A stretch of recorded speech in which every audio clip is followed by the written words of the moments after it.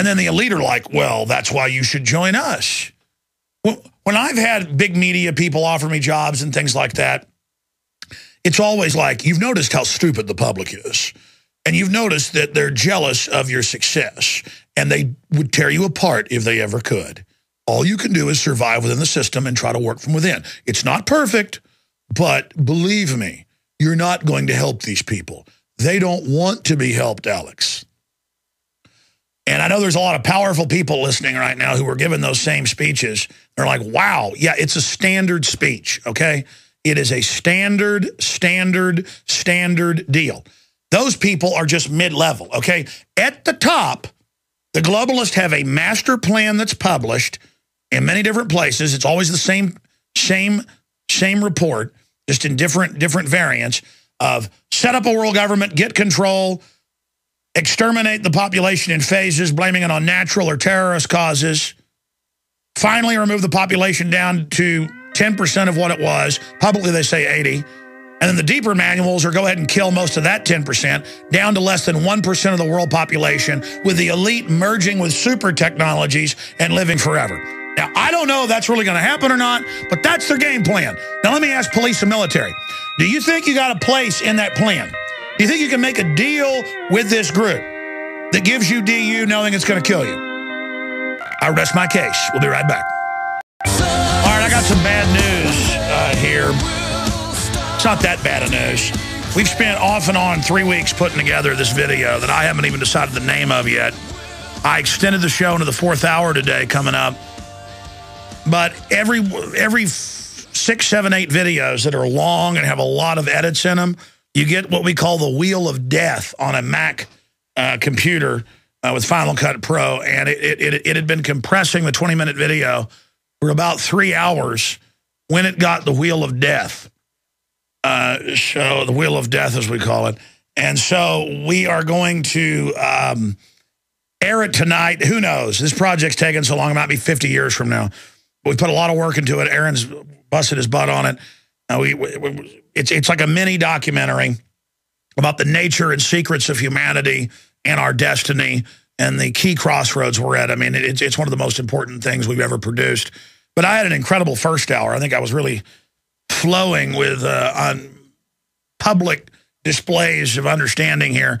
I was jogging this morning and I was having these understandings, and I was actually able to telegraph it with some degree of oratory purity during the first hour, and that's coming up, going to retransmit in about 30 minutes. We got some guests coming on, but we should be able to air this big special report tonight on the nightly news if it compresses in the next 4 or 5 hours. But 7 o'clock tonight is when the show airs, so we've got it done by 7. We can put it in somewhere there, but do not hold your breath, ladies and gentlemen. If not, it'll be top posted on Infowars.com and Prisonplanet.com throughout the weekend. I'm going to just put out a memo and say, leave it at the top, please. Because it's time for gut check, ladies and gentlemen. I cannot believe we're letting a bunch of weird, deceptive criminals run things. So what if they've got a bunch of sophisticated propaganda? Once you're aware of who they are, it doesn't matter. And the people that are going to carry it out for them have no idea what they're part of on average. And we're here telling you the magic trick. Let's go to DJ, and then we'll go to others. Go ahead, DJ in Minnesota. You're on the air. Hey, Alex, I just wanted to say, obviously, I wouldn't feel comfortable starting the conversation. I was saying thank you very much for everything. Thank you for putting up with me. Thank you. No, I really appreciate it. But the new news that's going up right now, Army manual outlines plan to kill rioters. You know, myself and a bunch of friends, we're here from Minnesota, and we did plan on going down to Tampa, you know, for the RNC. We're Ron Paul supporters. Do you think that this kind of falls in a timeline with what's going on? Kind of how this comes out, and then the RNC is happening in August, and then this lady that you talked to before me is saying they're talking about martial law in October, which is 2 months after the RNC, about a month before the election. Do you think that they're kind of gearing up for, like... Well, listen, the feds do this. The feds do this to get police and military to really hump it. Now, it doesn't mean that one day they won't actually pull the trigger with a hot takeover, but it's the drilling that actually brings in the martial law. We're already in it to a great extent where not even bonded law enforcement, not even peace officers, federal or state, are groping you and your family and now on the highways. I mean, we're already in, they're already taking your bank account without a judge, jury, or anything, the IRS is. We're already under martial law to a great extent. They told police 6 months before they staged the H1N1, which turned out was manufactured, was staged. It was a simulant virus, wasn't even really that dangerous. All that came out. We were able to break it here. Years later, it was confirmed by the EU Commission and others. They told police that we had on, and they told an emergency manager head of a major city in Indiana, who we had on the show, not saying his name, that there would be 1 million dead in Illinois, Indiana, that there would be martial law from flu that season. Just getting them ready so when the feds created fear, local constabulary would buy into the hysteria, and then rumors would spread. So it's the same thing. They go to cops, they go, yeah, we're going to go, you know, we've leased this neighborhood in this area, we're going to do urban drills, and, you know, if we see any crime, we're going to have the military deal with it. How's that sound? And it's all to get the cops used to it. And so you go to North St. Louis, you do the drill, it freaks out some cops, that identifies who's awake. Other cops show they'll go along with it. They're marked down as they're ready to go. It's all a gauging. It's like the globalists are going to the grocery store, squeezing on different fruits and vegetables to, you know, decide, well, is this avocado ripe? You know, is this grapefruit ready? There's a thumping of the watermelon. There's a checking of the onion. There's a squeezing of the potato. There's a you know, messing with the carrots to see if they're dehydrated. The devilish spiders of the New World Order are crawling over their babies. You know, oh, this one isn't evil. Get rid of him. Bye-bye, cop. Oh, this military person isn't for gun confiscation. Send them for their 5th tour in Afghanistan and make sure they get extra shots. Oh, you like to take guns? How does Colonel Johnson sound? As a sergeant, you killed some citizens and took guns. The FBI said you served well. You're going on the fast track. We want to put you in college for officer training. Really, me? Yes, you. You're going to the top, like pedophiles they hire at the TSA. We'll be right back. Stay with us. I have been so busy since we announced the winners last Friday, of the Infowars.com nightly news reporter contest that I haven't had a chance to get them on until now. And we've got Jakari waiting in the wings. We've also got Jennifer, who we're going to go to first here in just a moment.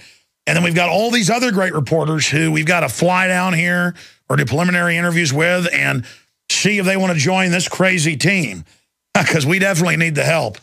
And by the way, I've done 2.5 hours here and have not plugged any products or anything. You notice most talk show hosts, it's every other break or plugging something, because people don't listen to a lot of the commercials anymore. So you do the plugs live on air. I'm not doing that because I'm so focused on all the news. And then I'm looking at the bank accounts, and we need to raise some more money to be able to expand in the face of this tyranny, because we just can't send reporters out to everything that's happening, like what's going on in St. Louis with the martial law takeover drill that was confirmed, gun confiscation drills, the Army documents, how they're preparing them for it. This is some scary stuff. So be sure and visit InfoWarsShop.com for the best prices on the water filters, the books, the videos, the T-shirts, the end the TSA, not in the Fed. We've got those too. But in the TSA, next time I fly, I'm flying with that. And when they don't like it, I'm going to go, hey, you don't like my First Amendment? Is it bad too? You're going to tell me to freeze? Oh, you're getting in my face. Go get the cops. Because you're not even a cop. You're a joke. Oh, you don't want me to fly? Good. I'll sue you individually. Oh, sure, we'll get maybe thrown out of court, but wait till I put private investigators on you. How are you going to like that? See, I'm done playing games with these people. I'm ranting. Let's go to our guest. We're going to have them back in the future, and I hope that we can work something out and hire Jakari Jackson and Jennifer Collins and 4 or 5 of the other reporters, because it's just hiring people's a big job. But very soon we're going to try to get folks down here, but they are the financial winners, $5,000. I'm told those are going to be mailed out today to Jennifer Collins and Jakari Jackson. Since they're on Skype, we can only go to one at a time. Let's go to Jennifer Collins for a few minutes first. Jennifer, thank you for coming on. Welcome to the show. Oh, thank you, Alex. It's a pleasure to actually get to speak with you. And this is the first time we've talked. Your video Skype just froze. That's fine. How did you wake up to the New World Order? Tell folks about the submission that you put in. We've got the top video on our YouTube channel. is your entry and Jakari's entry if folks want to see them. But I mean, tell folks about yourself and the Infowar and about the piece that you did. Okay. Well, actually, I started really listening to your show around Fukushima when that catastrophe happened. I had actually listened to your show before that, but that's when I started really listening every day because it was the only one revealing what was really going on over there in Japan during that whole catastrophe. My piece, I actually submitted 2 different submissions. And the first one, you know, I wasn't that passionate, and I had actually never done anything like this before. A friend had actually told me about the competition, and then I saw it on your show, and they encouraged me to enter it. And I said, no, I really didn't think I had a chance at being considered even. So I saw Dan Bidani's piece with Ron Paul, which was completely awesome because he actually got to interview Dr. Paul. And that really inspired me. That's Dr. it. Paul, we got to hire Dan Bidandi, even though he didn't win, because everybody just loves Dan Bidandi. Oh, he's great. And actually getting up there and speaking to him, I mean, that takes a lot of fortitude, and he wasn't nervous, or he didn't appear to be nervous, and he really just went for it, and that's very impressive. Well, that's why you won, because out of all the incredible ladies, and we want to try to hire some of the others as well, is because you came up with a good idea for a report, you did a professional job, and that's what we're looking for. We're looking for, I mean, you did a great job. Tell folks about your report. Well, I went to a Mitt Romney rally, and in a little naivety, I actually thought I'd at least be able to shout a question at him. This was when CISPA was really hitting your site, and the importance of that bill and how it squashes all of the citizens' rights.